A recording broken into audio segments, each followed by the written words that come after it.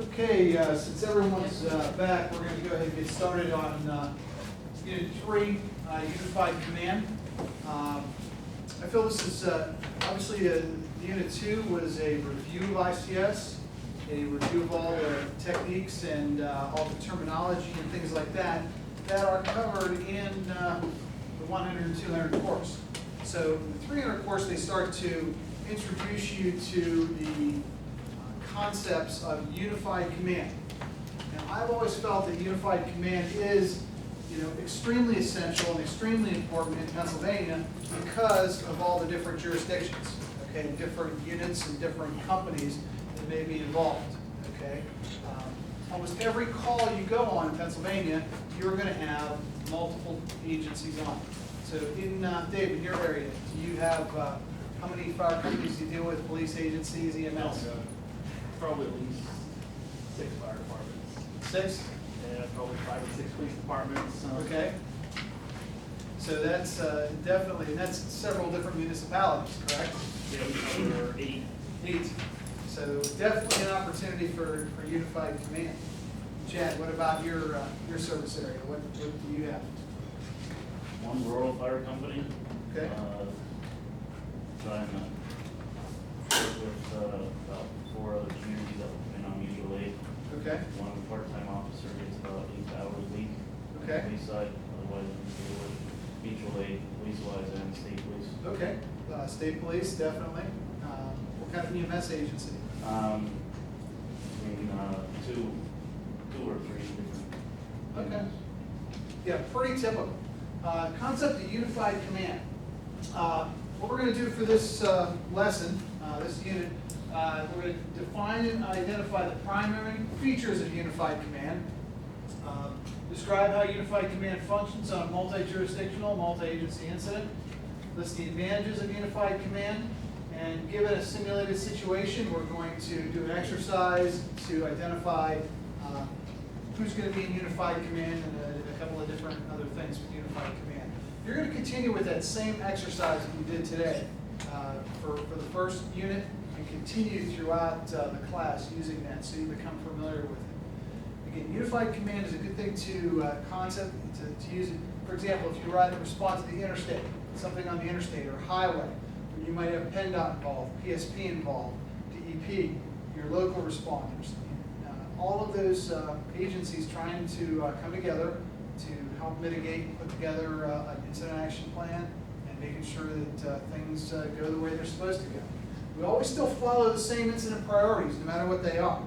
Incident priorities of life safety, incident stabilization, and property conservation. Those are, they don't change. They always remain the same. How can you organize incidents that cross jurisdictional border or exceed individual agency responsibilities?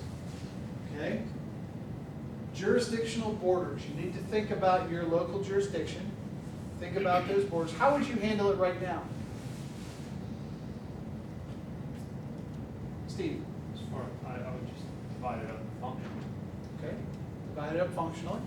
Good concept. Good concept. Brian, how would you handle it from your end? Mass confusion. Mass confusion? No, I don't know, just pour everybody in to help, Well, it's a good example where, again, thinking about, one of the best parts about unified command is the need to pre-plan ahead of time using different scenarios and different concepts. And tabletopping it out, talking about it ahead of time. The last thing you want to do is meet people when there is actually the disaster or the incident going on. That's the last thing you want to do. You want to make sure that people, you're not trading business cards during the disaster. You have to kind of plan this out. Okay, if it happens on campus, this is how it's going to happen. If it happens at this school, this is how we're going to do it. Okay, how are we going to make that happen? How do things work in your area? As far as Unified command, jurisdictions, and things like that. generally, it's whoever's actually area it is. Okay. And then more or less multiple agencies, particularly fire departments, will be divided up into like serving within that command system. They'll have whoever area it is, it's pretty much command, and then you might have assistant chiefs, work up as operations and, your different groups, Okay. supervisors and whatnot. Yeah, makes sense, absolutely makes sense. There's a couple different things that you can do when you divide an incident out and you organize an incident. Well, again, the most important thing too is to get an idea on your geographical area, okay, your geographical area. Look at a map, look at a grid map or look at a street map and find out, okay, how large is this incident we have to deal with? Is it just one block are we dealing with? Is it one intersection are we dealing with? Is it multiple areas across the township or the city? So you divide the incident geographically or functionally so that each jurisdiction or agency can establish its own ICS, okay? That's one option when you have something that crosses jurisdictional boundaries, that everybody has their own ICS. Or you could create a single ICS structure and a process that has an effective and responsible jurisdictional, multi-jurisdictional approach to the incident, okay? Do you think every municipality, if they have an incident commander, do you think that's the most effective when it is an area-wide disaster? Explain that a little bit more. Because then you have everybody making different decisions for each single area. If it's well, I guess it could be good or bad.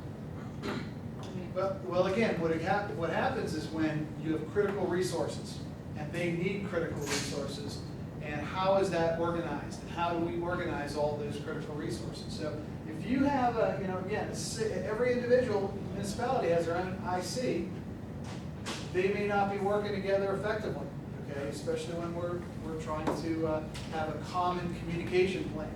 What we were watching on TV there, okay? There has been, with the expansion of social media and media in general, this incident down in DC, there's just so much information coming out.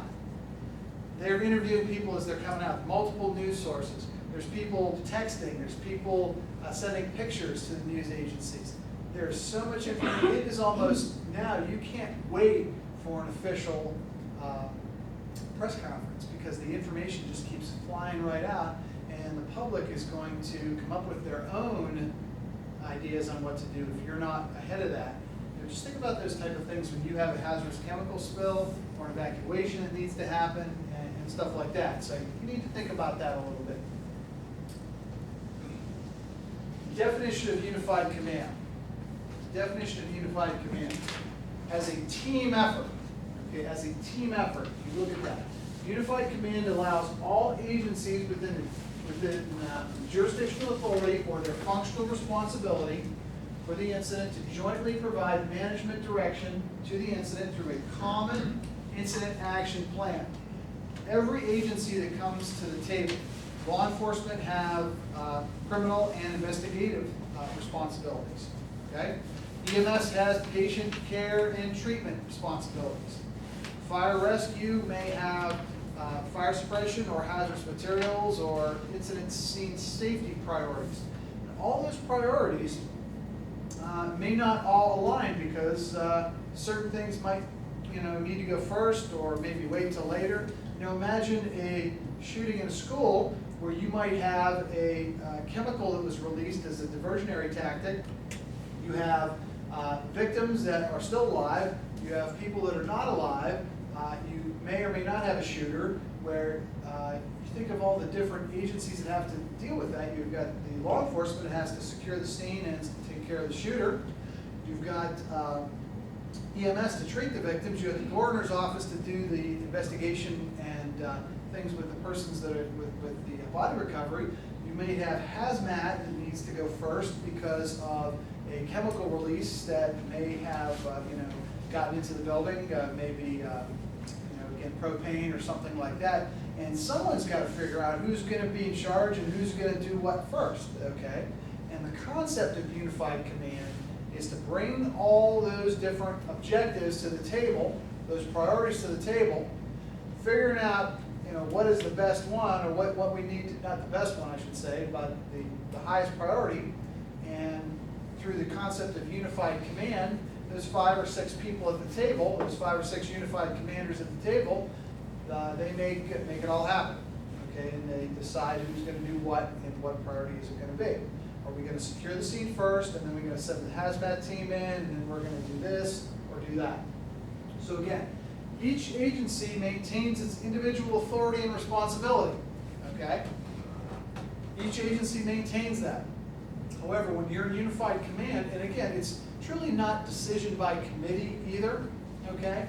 It's everyone in that unified command post needs to understand what their role is, and they need to be able to respect the other discipline, okay? And that's why it's so important in these classes, the ICS 300 and 400 classes, that there are multiple disciplines here. You have people from law enforcement, you have EMS, you have fire rescue, you have emergency management. You're all working together in this class, and in theory, it should be the same way when there's a unified command incident, okay? It requires a unified command incident. Okay, unified command. And this is an example of a graphic right here, where you have your fire, law enforcement, EMS agency, and they work on developing and coming up with a common operations section sheet, okay? Common operations section sheet. And then that operations section chief works and deploys all the resources that are needed, okay? Now the operations section chief, you could have an ops section chief that's law enforcement on a school shooting, and a deputy ops section chief who is EMS, that may be responsible for the patient care and medical needs of the victims. That's something that's a possibility right there. So again, the unified command enables all agencies to manage the incident together, okay, through a common set of incident objectives. A common set of incident objectives. Again, you don't want to hear when you research and learn about different disasters that have occurred or different incidents, well, the police department had their command post here, the fire department command post here. Well, no, that's really not the way that this curriculum or best practices in emergency services really come out, okay? Allows incident commanders to make joint decisions with a unified command structure, and maintains unity of command where people report to one supervisor. That unity of command, you report to one supervisor. When do you use it? Okay, when do you use unified command? Number one is incidents that impact more than one political jurisdiction. Okay, I think we've talked about that quite a bit already. You know, some of you, you're an elected leader. You probably have other jurisdictions that are relatively close. Okay, when there are multiple jurisdictions involved, this township, the township, the borough, or the 2 townships in the borough, that's one way. Private organization, a college in the township that's there, or the city. I don't know if the college is in the city or the township. We actually have both. Part of our college is 3/4 is in the city, and part of it's in the township. Okay. So that's multiple different jurisdictions, and that's yours is a pretty perfect opportunity for unified command in that. Just the same thing would be if there was a hospital involved, because a hospital has a lot of different functioning parts and things like that. You know, example here is a wildfire starts in one jurisdiction and moves to another. Okay, that's the example that they use. A wildfire, you know, in Pennsylvania, it could be a flooding incident. It could be a tornado. I'm not sure if you get tornadoes in Berks County. We've had several in central Pennsylvania over the years. Lebanon County for sure. You know, where the tornado touches down, lifts back up again, touches down, lifts back up, and it affects a couple of different municipalities. So here's an example of an org chart. Okay, here's an example of an org chart where you have a sample org chart for unified command. Okay, a sample org chart for unified command. Where you'll have an incident commander from jurisdiction A. Okay, jurisdiction A could be the city. Jurisdiction B could be a township. Okay, it could be a township, or you have 3 townships. Okay, 3 townships, and they are all working to develop common incident objectives. And the next chapter you'll talk about incident objectives, SMART objectives. And what SMART objectives are, again, is coming up with what do we need to accomplish? What's the work that needs to be done during this operational period? And then underneath the unified command, you've got your operations section, your planning section, your logistics, and your finance admin. And then you have your staff, your command staff, which is logistics officer, or the logistics, liaison officer, not logistics, liaison officer. You have your safety officer, and then you have your public information officer. Those are your key command staffs. Can you imagine if each one of those jurisdictions had their own PIO? Okay, can you imagine the message might get screwed up coming out of there? Okay, that is a real danger when multiple municipalities have different PIOs. So with this concept here, you have a common message that can come out of this incident. Another one, incidents involving multiple agencies, departments within the same political jurisdiction. Within the same political jurisdiction. Now again, that's what I've been talking about since we started this morning. If this is another one that's perfect for Pennsylvania. Not one agency owns everything. Not one agency is responsible for everything. Okay? In your area, how many fire departments in your township, and how many EMS, and how many police? Township, there's 2 fire departments, 1 EMS company generally. Okay. Deal with primarily 2 municipal police departments and state police too. Okay. Well, that's very, very perfect, competent, and perfect opportunity for unified command. 2 different fire departments, 2 municipal police departments, 1 EMS agency. Okay. Perfect opportunity for unified command. Again, this is a hazmat, an example of a hazmat incident. Okay. And here is the concept of a chart for this type of incident, where you have the fire department commander, the police department commander, and the public health incident commander. And public health here, incident commanders, because it was a hazmat incident and things like that.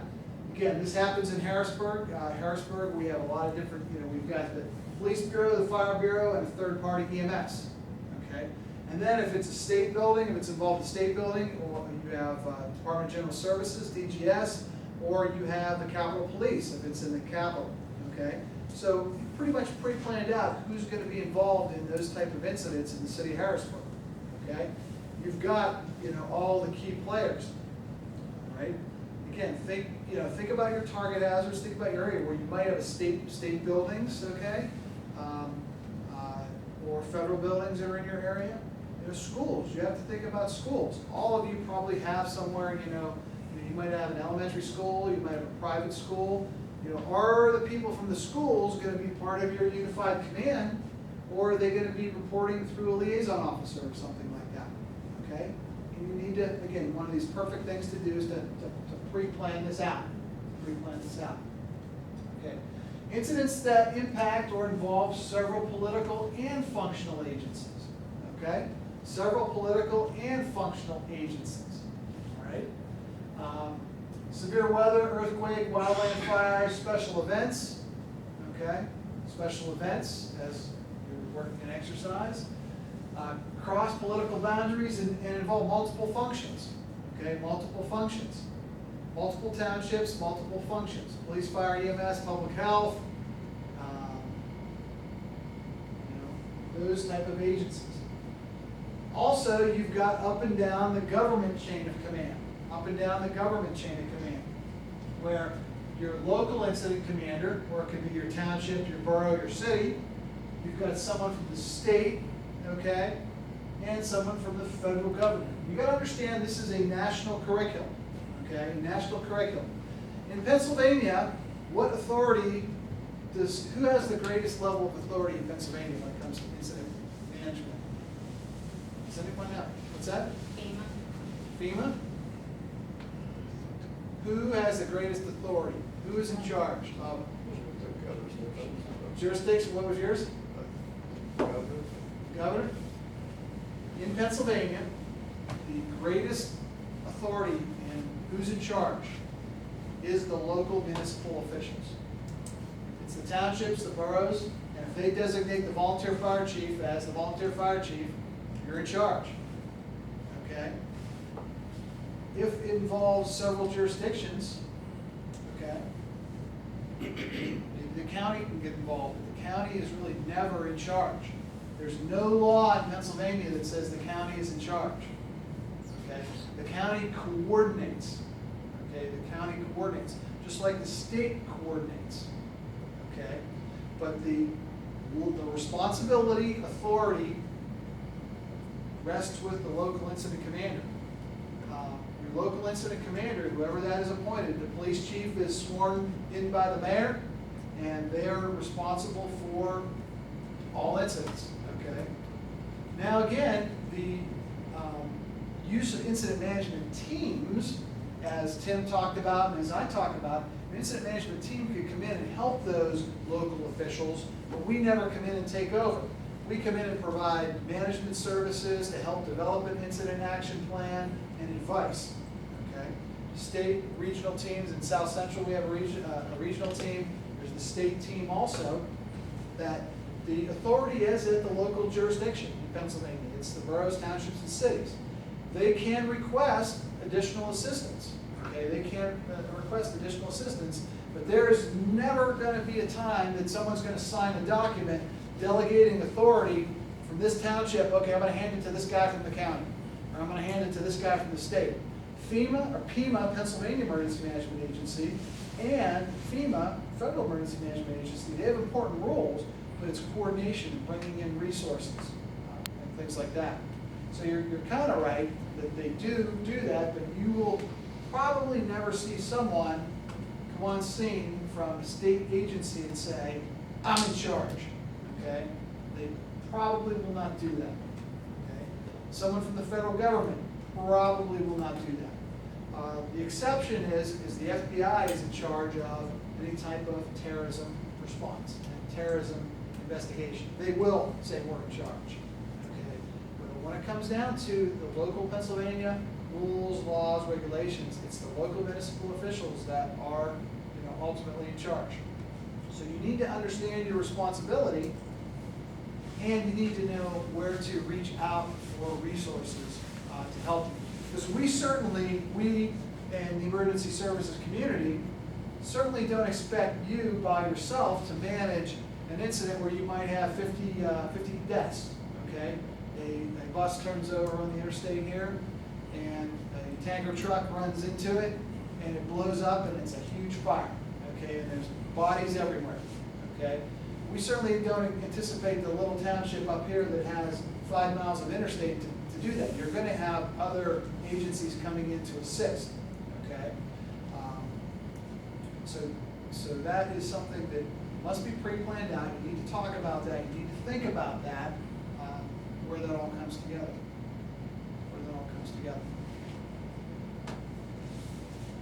How this happens in Unified Command is the number one thing that you can do is develop policies, procedures, and protocols on Unified Command. You might say, okay, if the incident occurs at the nursing home, okay, and we need to do something here, we're going to immediately establish Unified Command. And the supervisor from the ambulance company will be at the Unified Command post. We're going to have the director of nursing at the command post, fire chief, and the police chief. Or I would say the fire chief or the duty officer from the fire department, the supervisor from the police department. We've developed ahead of time, okay, in advance of tactical operations, this is how it's going to work. I encourage you to go back to your communities, to your leaders, and say, hey, what if this happens? How are we going to do this? Have we had a tabletop exercise? Do we know how to set up a unified command? Fire police in our county, we have a team, it's a special fire police team. Whenever they have a large incident, there's about 8 fire departments that are involved in the special fire police team. It's called SPURT, okay? They've got a little trailer, they come out, and when they, when we had a tanker truck that rolled over in Harrisburg, and it burned underneath an incident, and you've probably seen it. It burned underneath a bridge, and it was huge. They shut down I-81, they shut down a whole bunch of things. Well, what they did is they dispatched a fire police team out, and it's from about 7 or 8 different fire departments, and they all work together under a unified command post, okay? They pre-plan that out. They have exercises. They bring all their maps out, and they have exactly where their traffic control points are gonna be whenever they shut off 81, or whenever we have an incident on 581 or 81, and they're getting off at the 114 exit, okay? They know exactly what intersections they're gonna place the fire police at, so it continues to flow down Route 11 and back on 581 to back to 83 instead of going a different way. And they all figured that out ahead of time, and it makes a lot of sense. The Unified Command Organization. It consists of the various jurisdictional or agency on scene senior commanders, okay? Your senior people, when the people that come to the Unified Command Post, they need to be the decision makers, okay? You don't want to send someone to the Unified Command Post and you make an agreement, okay? You make an agreement, okay, we're going to do this. We're going to shut the traffic down for 2 hours before, we're not going to shut traffic down because of rush hour, because we have to remove this tractor trailer. But we're going to shut it down an hour after rush hour. We're going to shut the traffic down so we can get those big tow trucks in and pull up that tractor and trailer off the hill or down from down the embankment. Well, you can't be at Unified Command. Oh, I got to go call my boss and ask permission. People that come to Unified Command need to be the senior leaders or the decision makers that will help. Resources. Okay? The resources that are supplied by your different jurisdictions, okay? Those resources may be fire trucks, they may be police, they may be EMS, they may be dump trucks, they may be tractor trailers, they may be communication vans, okay? Those resources remain responsibility of those local jurisdictions. The Unified Command can't really say, we're going to take all those and be in charge of all those. All are supplied by jurisdictions and agencies that have functional, jurisdictional, and legal responsibilities. They are used together as a team when there is a Unified Command developed. All those different resources under the Unified Command process, underneath the Unified Command team, and the Unified Incident Management Plan. So all those things come together. So you've got policies, you've got organization, you've got resources, and under operations. Okay, under operations, what this curriculum likes to say is you want a single operations section chief.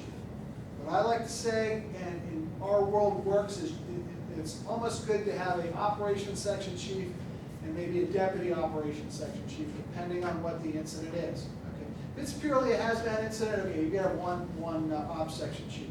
All right, not much of a problem there. If it's purely a fire incident, you've got a big warehouse that's burning down, you could pretty much have a single ops section chief. But if it's some type of law enforcement incident that involves victims, or if it's just a purely law enforcement incident, okay, where there's no other discipline involved, the law enforcement personnel could be the ops section chief. But when there's multiple different things, hazmat and law enforcement, or medical, or fire and another example would be as a storm hits the town and there's multiple trees and wires down and flooding and things like that, you might have someone from Public Works and a fire in the operations.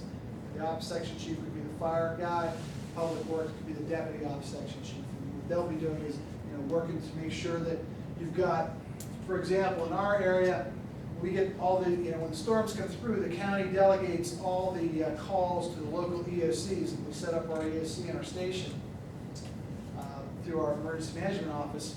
And we have, it's the policy, if there's trees down with wires, you send an engine. Okay, if there's trees down with no wires, you send the Public Works guys out.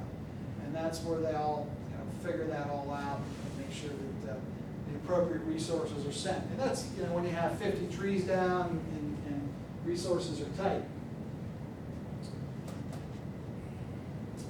Again, the overview of Unified Command is a single integrated incident structure.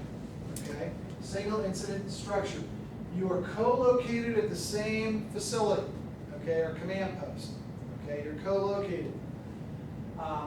There's one set of incident objectives and a single planning process. And we'll get into great detail of the planning process probably tomorrow.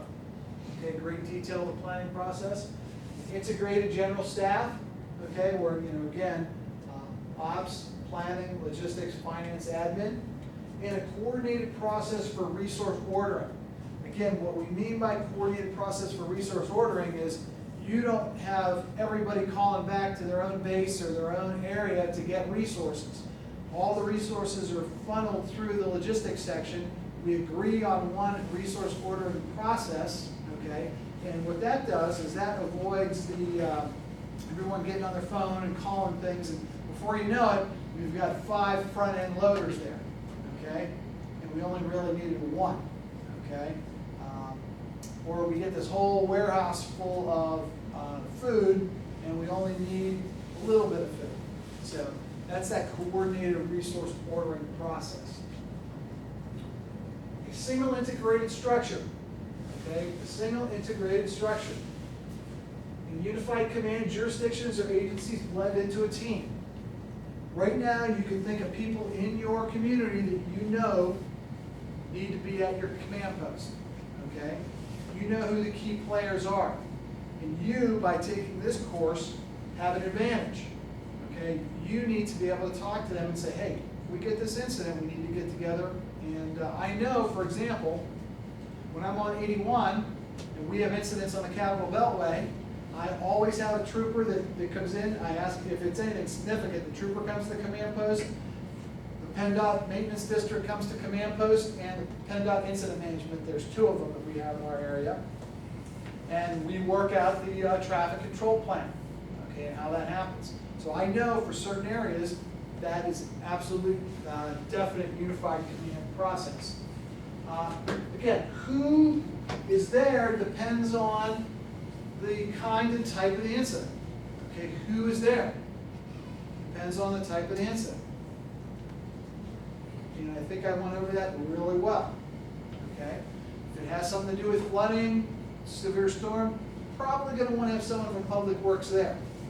Okay, if it has something to do with the health department, okay, or a health-related issue, you want to have someone from the health department there. Okay, you want to have someone from EMS. You want to have someone from law enforcement. It all depends what the incident is. If it's part of a school district, if it involves a school bus, you may want to have someone at unified command from the school. And then members functioning together as a team. Members functioning together as a team. How can you build the teamwork necessary? Ian, how can you build the teamwork necessary for unified command? Well, you have to work in relationships with everybody and. Working relationships? How do you have positive working relationships with some of your? With our, like, borough officials and stuff, we try to, like, go to meetings and take part in what they're doing as well as we want them to take part in what we do. Okay. Very good. Christy? What are some things that, how can you build teamwork for a unified community? Exercise together. That's an excellent point. Exercise. Drills and exercises. Even something as simple as, hey, let's get together for 1 hour, come down, all you need is a whiteboard and some table together, the tabletop, say, okay, if this happens, if we have to evacuate this nursing home, or a couple years ago, they had to evacuate the Lebanon VA, remember that, when the air conditioning broke in the summertime? All right. How are we going to do this? Who's going to do what? Who's in charge? And start to talk about that stuff ahead of time. Building teamwork, okay? And the last thing is that I believe is education, okay? If there's people that don't have time to come to this class, it's your responsibility to educate them on some of this material, okay? It may be 1 hour that you sit down and talk to them, show them an org chart, okay? Or use a case study, okay? You type on in Google case study for unified command, you'll probably be able to find a unified command case study that you can review. and talk about that. Just say, hey, this is what we can do. Go ahead. Well, we also got involved our local businesses around the campus because we had to figure out where we're gonna put 2,500 students in case we have a mass problem on campus and we have to evacuate them. So how are we gonna get them to another location at who's willing to accept 22,000 students? So we had a large plan, less than a mile from, Expo Center, which Okay. they actually gave us access with cards to get in the building at all Okay. hours and stuff. And, so we can have somewhere to go. So it also involved, private businesses. Absolutely. And again, the critical infrastructure, certain huge percentage of critical infrastructure is owned by private industry. So that makes absolute top-notch sense, for sure. A single command post, okay? A single command post allows for a unified effort. A lot of counties have the mobile command post vans, the RV type vehicles, okay? This is a thing called a Western Shelter, okay? It's a tent that's popped up, and there's some desks inside of it and things like that, where you can set one of these command posts up, right out at the scene, okay? It's got the ability for heating, air conditioning, things like that. And again, determining how long you're going to be there too, okay? There's only so long you can work out of a command truck or a chief's car, chief's buggy, where you're going to need area to spread out, you'll need area to put your maps on the wall, to start your planning process and things like that. So, a shared facility. A joint incident action plan. A joint incident action plan. An IEP, okay, incident action plan must be initiated, as soon as two agencies come together. Because all those different agencies, as I remember I told you, have different outcomes, different objectives. They have different things that their priorities are. And those priorities need to be melted together for a common plan. It needs to address those specific issues and priorities, and then once those issues are addressed, specific tactical assignments are given out, okay? Specific tactical assignments. For example, we've got this area that needs isolated. Those tactical assignments may be using fire police to control 8 major intersections, okay, for the 12-hour period, okay? That might be a tactical assignment. Another would be is to use law enforcement officers to establish an inner perimeter that requires badging access, okay, where only certain people with a certain badge can come in the inner perimeter, okay, where the outer perimeter is secured by fire police. Inner perimeter is badge only access, okay? Say there needs to be a chemical monitoring or a hazard that needs to be removed. Well, where do we certainly put that in the priority? And putting this planning process together, this common planning process, will allow that to come together. This is the planning process right here, the planning peak. And it was developed by the Coast Guard, and we'll get into a lot more detail on that tomorrow. But it is used to initially assess the program, the problem, the event and incident. This is where we are right here, okay, the stem of the P. You have an incident or an event, okay? It starts there, an incident and event. And the first thing that occurs is there's notifications. You get dispatched, you get notified of the incident. There's an initial response, there's an initial briefing, okay? There's an initial briefing when you bring everyone together. So I said, we're out on the interstate. Okay, come on, okay, have the trooper come over. Have the person from EMS come over, someone from PennDOT, come on over. We're gonna have a little gathering and have that initial command meeting, okay? That initial meeting is to set up some of our strategies, identify priorities, and establish our organization. Okay, what I mean by establishing an organization, it means how many divisions and groups are we going to need? Okay, we're going to need all the section chiefs. Okay, you're going to have people already working out there. It might need a little more reorganization, but that's what it's all about: establishing those divisions and groups, establishing who's going to do what, and then get them the resources to do the job. Get them the resources to do the job. This P continues continues when you have your unified command meetings and command general staff meeting, tactics, planning, and then you execute it. We'll talk a little bit about that tomorrow. Okay? Don't get worried about the planning piece, it'll all come together. The initial command meeting, okay, the initial command meeting includes all members of the unified command team, okay, all members of the unified command team. It takes place before the first operational planning meeting, okay? It's kind of the meet and greet, okay? It's kind of the meet and greet. We get together, we've identified the unified command partners, we get them together.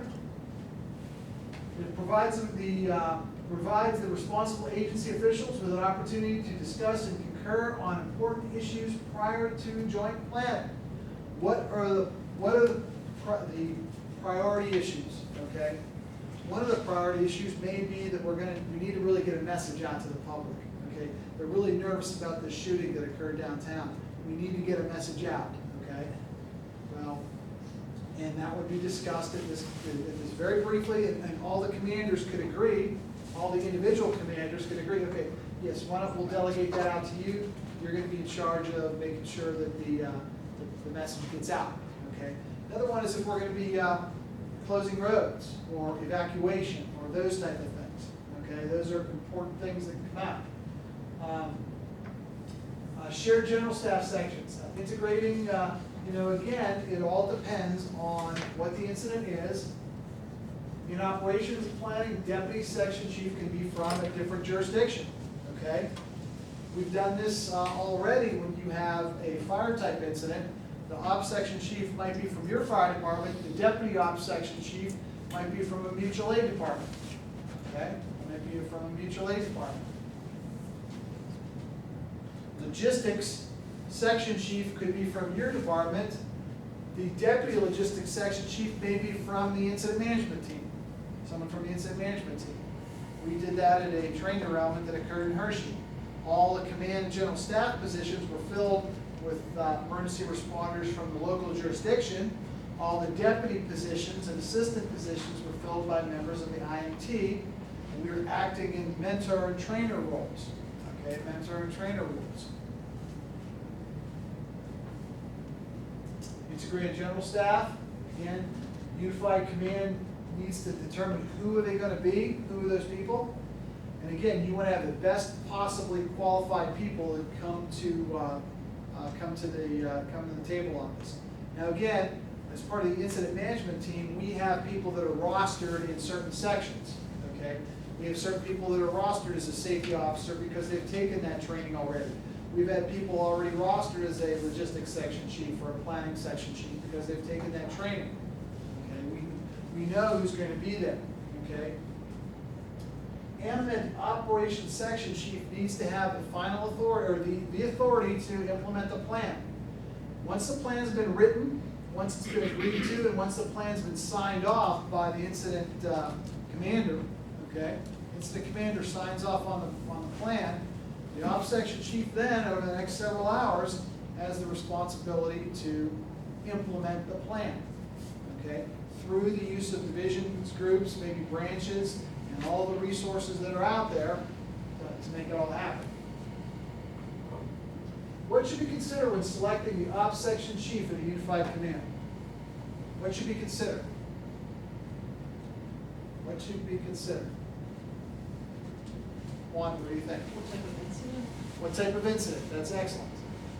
Another one. Jack, what kind of thing? I was thinking about the incident itself. You need that person